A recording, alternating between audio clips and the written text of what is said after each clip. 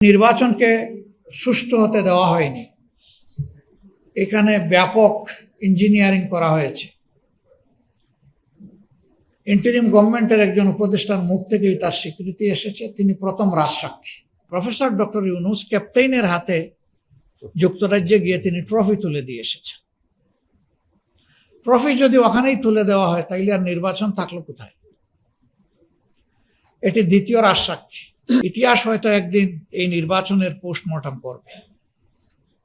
সেদিন আরো চুলচেরা অনেক জিনিস বের হয়ে আসবে। ইতিহাসের ধারাবাহিকতায় জুলাই বিপ্লবের পর দেশে একটি অন্তর্বর্তীকালীন সরকার গঠিত হয়েছিল।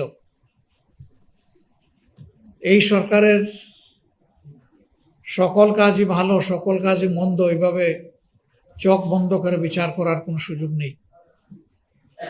তারপরে এইটুকু বলা যায়, দৃশ্যমান আমরা যেটা পেয়েছি যে নতুন করে ওই আয়নাগরের অস্তিত্ব আর টিকিয়ে রাখা হয়নি। কাউকে ওরকম গুম হতে হয়নি। মানুষকে নির্বিচারে গুলি করে পাখির মতো হত্যা করা হয়নি। মানুষকে হত্যাযোগ্য করার জন্য কোনো বয়ান তৈরি করা হয়নি। এইটুকু আমরা দৃশ্যমান দেখেছি। কিন্তু তাদের একটি পবিত্র দায়িত্ব ছিল।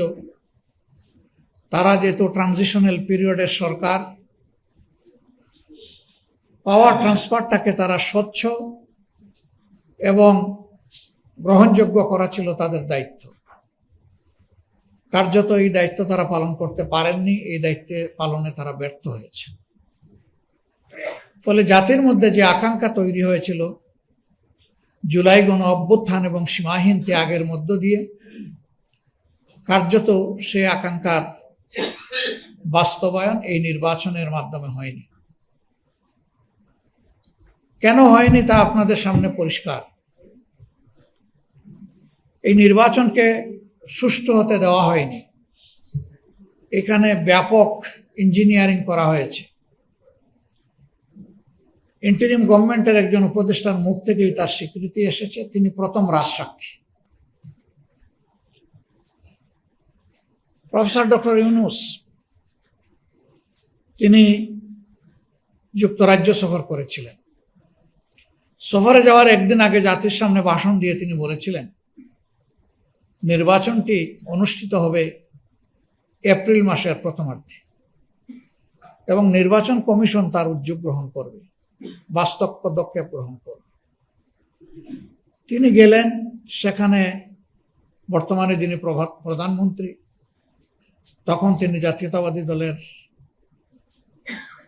ভারপ্রাপ্ত চেয়ারম্যান ছিলেন, তার সাথে বসলেন।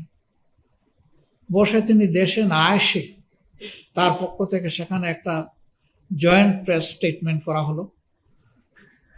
তিনি যে ঘোষণা দিয়ে গেলেন মাত্র 4 দিন আগে, এটিকে বদলে দিয়ে তিনি বললেন যে এই নির্বাচন ফেব্রুয়ারির প্রথমার্ধেও হতে পারে। আমরা এটা তখনই প্রতিবাদ করেছিলাম যে বিদেশের মাটিতে বসে দেশের নির্বাচনের ডেট কেন ঘোষণা করতে হবে। 2 নম্বর, বিএনপি একমাত্র স্টেক হোল্ডার নয়।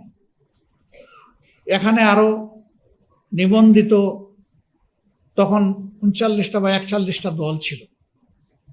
তাদের সাথে বিভিন্ন পর্যায়ে অন্তর্বর্তীকালীন সরকারের প্রধান বসেছেন, তার উপদেষ্টারা বসেছেন, কথা বলেছেন।